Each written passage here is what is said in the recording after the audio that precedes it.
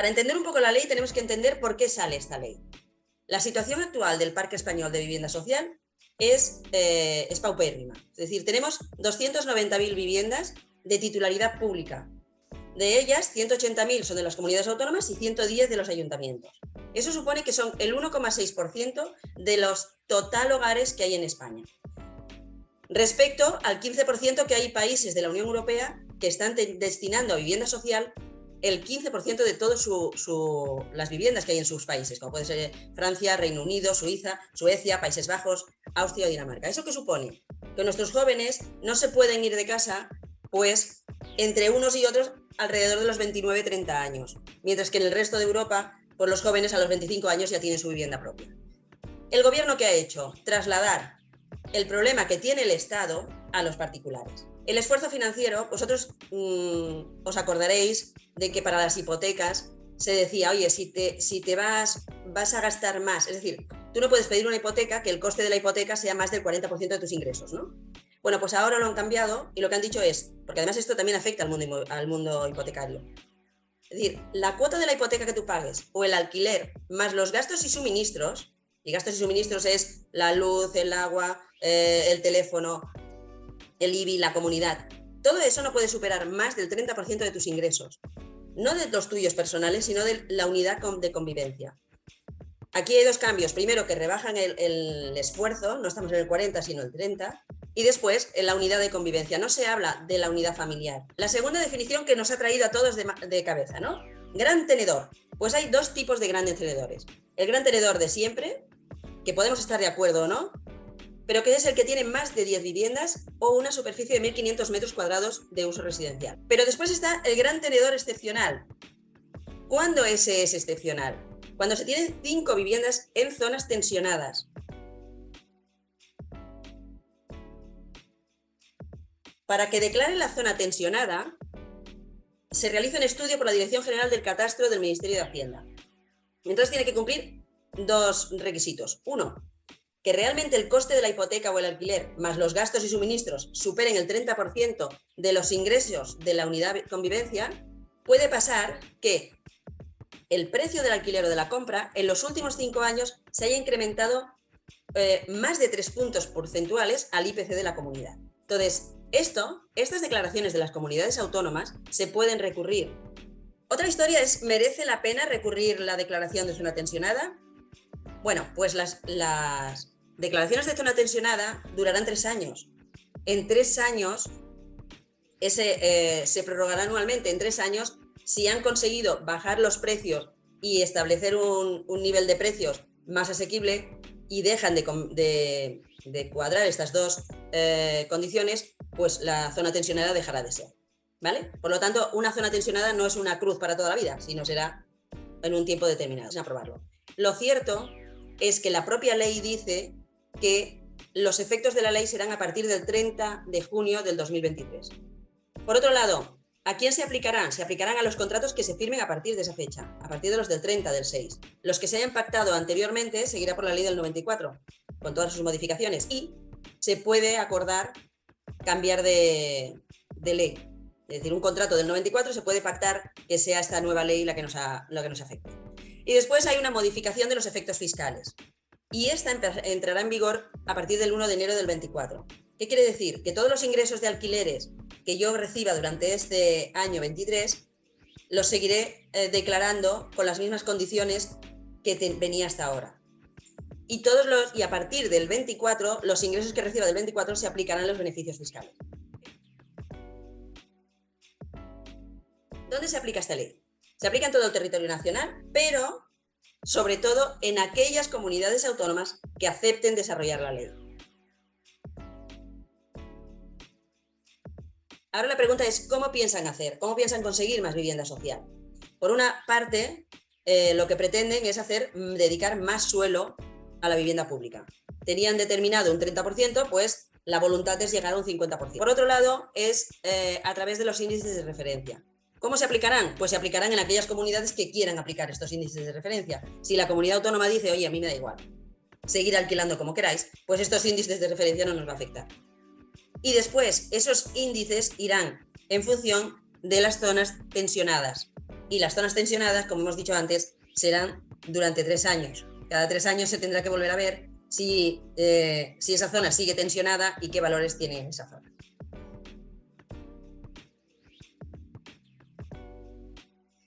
Otra de las medidas son los beneficios fiscales. Entonces aquí hay que diferenciar los beneficios fiscales para personas físicas y para personas jurídicas. ¿Qué novedades hay? A partir de ahora, a partir de enero del 24, los ingresos tendrás que declarar el 50%, es decir, que sube el tipo de la cantidad de ingresos que tienes que declarar. Si tú coges el alquiler que tenías anteriormente y le haces una rebaja del 5%, lo que tendrás que declarar en renta solamente será el 10% de los ingresos. Entonces, si tú alquilas por primera vez en zona tensionada a un inquilino entre 18 y 35 años, ¿por qué dicen primera vez?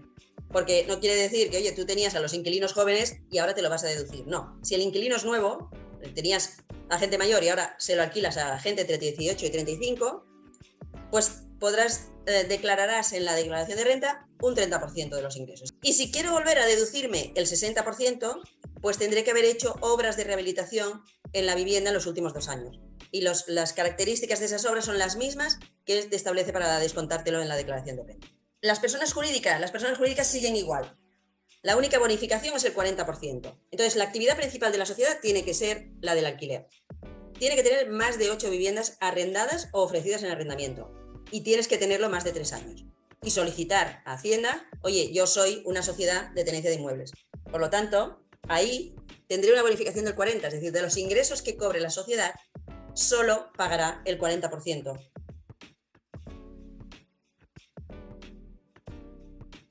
Pero si yo soy propietario de 4 viviendas y digo, uy, voy a esperar que esta ley cambie y las dejo sin alquilar, pues si las dejo sin alquilar durante más de 2 años, me pueden recargar el 50% de la cuota líquida del IBI. Si los dejo más de 3 años, el 100%. Y si son propietarios de 2 o más viviendas desocupadas en el mismo municipio, pueden aumentar el 50% o el 150%, que puede ser que sea, y lo puedes justificar, oye, porque estoy esperando que mi hijo se independice, porque tengo un problema de salud y lo necesito para ir a Barcelona al hospital, porque tengo la segunda residencia, porque estoy haciendo obras, porque estoy en juicio, es decir, se puede demostrar, no es aquello de que está cerrado, te pongo el recargo. Pero ojo, si lo tienes en venta y no es a un precio de mercado y es durante más de un año, te pueden recargar. Es decir, si es en venta, te van a permitir que sea un año, que lo tengo en venta y a precio de mercado. O es que lo tengo en alquiler, bueno, pues lo tienes en alquiler 6 meses y a precio de mercado.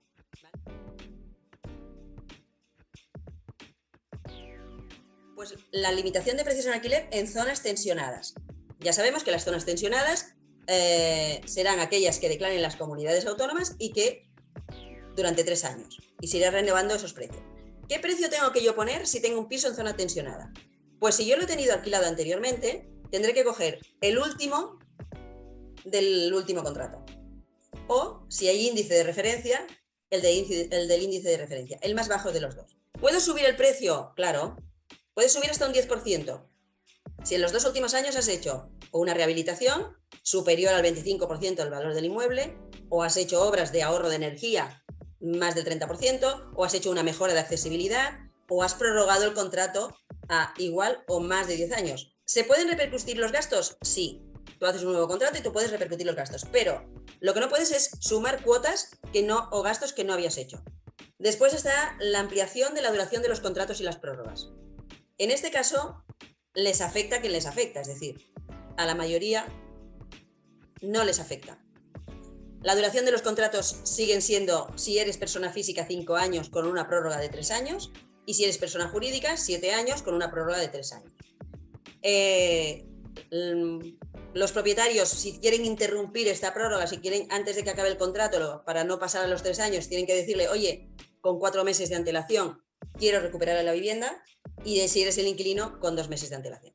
Y en el caso de las prórrogas, con 1 mes. Esto es prácticamente lo mismo. ¿Qué ocurre? Y aquí sí que afecta a los grandes tenedores. A los grandes tenedores que están en zonas tensionadas. Las personas que tengan una vulnerabilidad acreditada pueden solicitar una prórroga extraordinaria. ¿Cómo podemos evitar esto? Podemos evitarlo haciendo un nuevo contrato.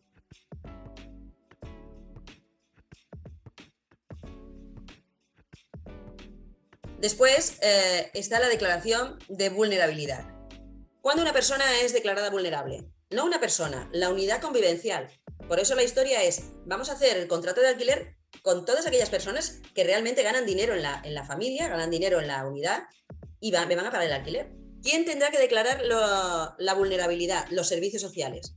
¿Cuándo se considerará vulnerable? Pues lo mismo, lo de la renta más gastos y suministros que sea mayor al 30% de sus ingresos. Y por último, que el titular de la unidad familiar esté discapacitado. Pues esto también pasa para los desahucios en caso de subastas de bienes inmuebles. La declaración de vulnerabilidad suspende el plazo de lanzamiento. Tú tienes que presentar con la demanda la declaración de vulnerabilidad. Si es persona física, si tú eres el propietario que tienes un piso y desahucias a la persona porque no te paga, si esta persona está declarada vulnerable, le tienes que retrasar 2 meses más para que Servicios Sociales le encuentre un piso, para poderla echar. Y si es persona jurídica o gran tenedor, serán 4 meses. Es la diferencia con el gran tenedor. Entonces, en el caso de además los grandes tenedores, tienen que conciliar y tiene que haber una intermediación obligatoria previa al desahucio. Es decir,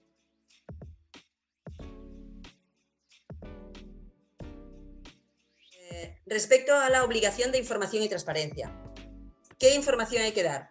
Pues la del vendedor o el arrendador o la de la persona física o jurídica que está intermediando, las condiciones económicas, las características de la vivienda, pues cédula, superficie útil y construida, diferenciando los elementos comunes, es decir, que esto sea muy claro, la antigüedad del edificio, las principales reformas y actualizaciones que se han realizado, los servicios que tiene, el certificado energético, las condiciones de accesibilidad, oye, pues tiene ascensor, tiene escaleras, la ocupación y la disponibilidad, el estado de ocupación.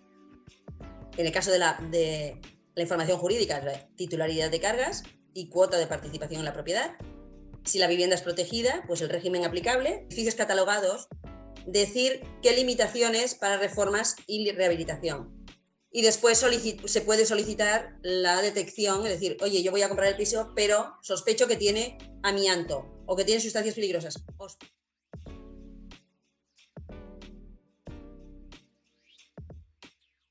¿Y a quién afecta la ley? Pues afecta la ley a los intermediarios, asesores y administradores.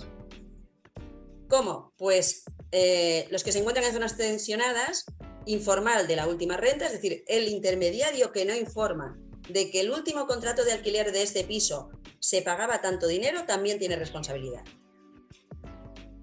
O el índice de referencia. Y después, pues que los honorarios no los puede comprar al inquilino, por la redacción y gestión del contrato. A la parte arrendataria, evidentemente, a los inquilinos les afecta totalmente, es decir, se ha hecho precisamente para proteger la unidad de convivencia vulnerable, las personas aquellas que no pueden llegar a final de mes y que no tienen y que acaban viviendo en la calle o viviendo de malas maneras.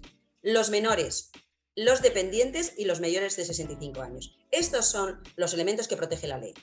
¿En qué zonas? Pues limitación de precios en zonas tensionadas, duración de los contratos y prórrogas para grandes tenedores y para personas vulnerables, declaración de vulnerabilidad para todos, seas gran tenedor o no, suspensión de los plazos de desahucio afecta a todos si son vulnerables, la colaboración público-privada, sobre todo de los grandes tenedores, en la conciliación e intermediación para conseguir darle una solución concreta a cada uno de las personas vulnerables, información y transparencia nos afectará a todos y la no discriminación. A los propietarios de vivienda, ¿cómo les afecta?